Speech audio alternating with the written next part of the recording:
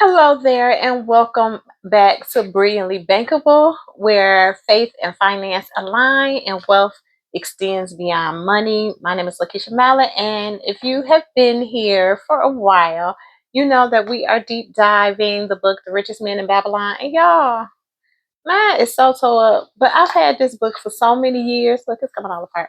I've had it for so many years. I just it's kind of like my baby. I don't want to get another one, but I probably eventually will just because in a minute it just won't be together anymore. But if you are following along, then you know that we are keeping and taking our notes of our key takeaways in my Plan to Prosper Money Management and Planning Journal. That will be linked in the description box for you if you want to purchase that. But let's dive right on in. I hope you guys have been taking a lot away from the sessions that we've done the last couple of weeks. We've talked about, let me open up and say, a part of all you earn is yours to keep. We also talked about controlling your expenditures and making thy goal multiply. So today, the fourth cure for a lean purse is guard thy treasures from loss. So misfortune loves a shining mark. Gold in a man's purse must be guarded with firmness, else it be lost. Thus it is wise that we must first secure small amounts and learn to protect them before the guards entrust us with larger. So spoke Arcad upon the fourth day to his class. Every owner of gold is tempted by opportunities whereby it would seem that he could make large sums by its investment in most plausible projects. Often, friends and relatives are eagerly entering such investments and urge him to follow. The first sound principle of investment is for thy principal. Security for thy principal. It is wise to be intrigued by larger earnings when thy principal may be lost. I say not. The penalty of risk is probable loss. Study carefully before parting with thy treasure, each assurance that it may be safely reclaimed. Be not misled by thine own romantic desires to make wealth rapidly. Slow and steady wins the race, right? Like Aesop's fable. Before thou loan it to any man, assure thyself of his ability to repay and his reputation for doing so. Then thou mayst not unwittingly be making him a present of thy hard-earned treasure. Before thou entrust it as an investment in any field, acquaint thyself with the dangers which may beset it. My own first investment was a tragedy to me at the time. The guarded savings of a year I did entrust to a brickmaker named Asmer, who was traveling over the far seas and in Tyre, agreed to buy for me the rare jewels of the Phoenicians. These we would sell upon his return and divide the profits. The Phoenicians were scoundrels and sold him bits of glass. My treasure was lost. Today, my training bring me, would show me to, yeah, let me go back. Today, my training would show to me at once the folly of entrusting a brickmaker to buy jewels. Therefore, do I advise thee from the wisdom of my experiences, be not too confident of thine own wisdom in entrusting thy treasures to the possible pitfalls of investment. Better by far to consult the wisdom of those experienced in handling money and profit. Such advice is freely given for the asking and may readily possess a value equal in gold to the sum thou considerest investing. In truth, such is its actual value is to save thee from loss. Thus then is the fourth cure for a lean purse. And of great importance it is to prevent thy purse from being empty once it has become full. Guard thy treasure from loss by investing only where thy principal is safe, where it may be reclaimed if desirable, and where thou wilt not fail to collect a fair rental. Consult with wise men. Secure the advice of those experienced in the profitable handling of gold. Let their wisdom protect thy treasure from unsafe investments. So that one was guard thy treasure from loss. One of the key takeaways that I wanted to share here in this particular segment of the book is the importance of having a money management team. It's the importance of having um, your profit planners, your purpose people, your just your money making team, as I like to call them. You know, it's important that as you are on your journey to financial independence and ultimately financial wealth, building wealth, not just for yourself, but for generations to come, that you have a team around you. In the multitude of counselors there is safety, right? That's one of the ancient books that's one of the principles that the ancient book tells us that is important, right? In the multitude of counselors there is safety. So when you surround yourself, when you have your money managers, when you have your investment advisors, when you have your accountants or your CFO, your team who is in place that is going to help you look at, review, study, analyze business decisions, opportunities that come your way, they'll help you from making decisions that will put you in a financial deficit. They will help you from investing in fly by night companies or fly by night situations or businesses. They will help you guard thy treasure from loss. We all have fallen prey, I'm sure, to the get rich quick schemes. Oh, if you know, all you have to invest is $500. And then, you know, the claims on the other end are so grand and glorious, right? All you do is put in this one investment of $500, and in 6 months, you know, you get 5 people, they get 5 people, and next thing you know, you're a millionaire. That doesn't work.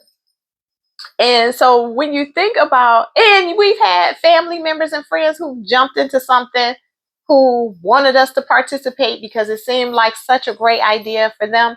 Yes, the book told us that, right? We all have experienced that. If you're an adult, I'm sure, like me, most of you all have experienced that. And it's probably too many times to even count the number of times I have been invited to or requested to come to some type of networking meeting or event where there was this opportunity for you to make significant amounts of money with little, very little effort. And I think I'm going to do a study on that too, thinking about getting something for nothing. But when you think about it, the principle says that we have to be wise in the handling of our money. In the multitude of counselors, there is safety. We all would invest in something that we think is going to be a great opportunity because someone else was excited about it or suggested it or thought it was going to be a good opportunity. They heard it from someone else, and someone else said they were making significant amounts of money from said opportunity. Where if you had your money team around you, if you had your profit partners, those who would be able to look from the outside in at the opportunity or the situation or your financial situation and see if it aligns with your goals, see if it aligns with the path that you have for your money, if you even have the available or disposable resources or income to even participate. So when you guard your treasure from loss, one of the main things you do is not invest in opportunities that you are not familiar with.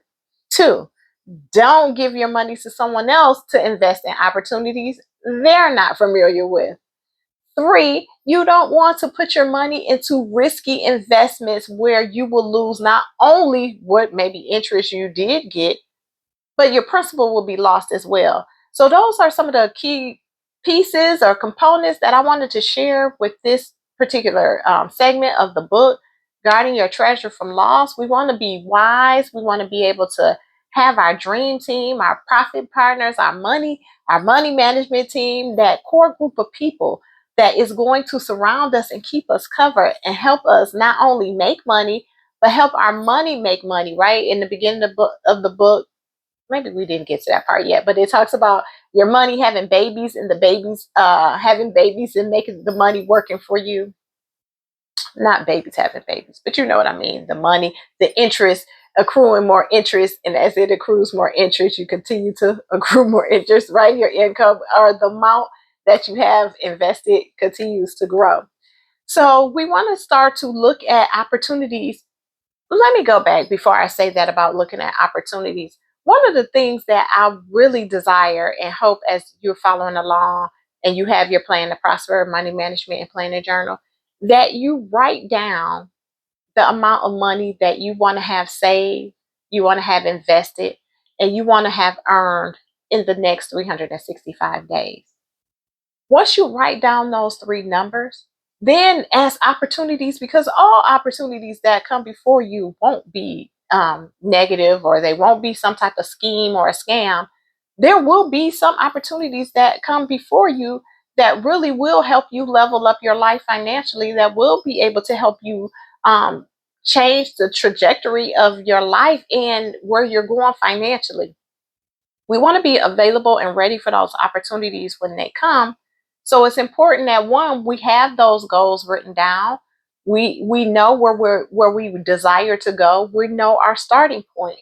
So then when opportunities do arise, when business plans are presented before us, when someone has an idea that they are looking for funding for, then you can analyze that and look and see, does it align with the goals that I have? How much will this cost me to invest in? How much would I stand to lose if this doesn't excel or succeed in the desired time frame in which they think it should? Those are some questions that you could have in the back of your mind, or even just have written down in your notebook, that when those opportunities come your way, you can look at and screen those things and then take it back to your core team, your accountant working with your investment advisor working with you, and or if you have a CFO, just making sure that the whole team is understanding the plays, right?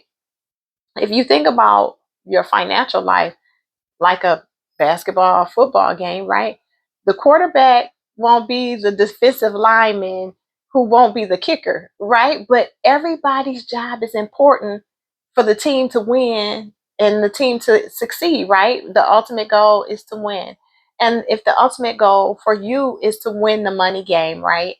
It's important that you have your team in place as well. It's important that you have your money management team, that core group of people that you can rely on, that you can question, that they can question you, to make sure that when you invest in something, you're not throwing your money away, that when you're investing in something, it has the ability to make a profit in return for you, and that when you invest in something, that it will continue to grow and not deter you from doing the things that you truly desire to do.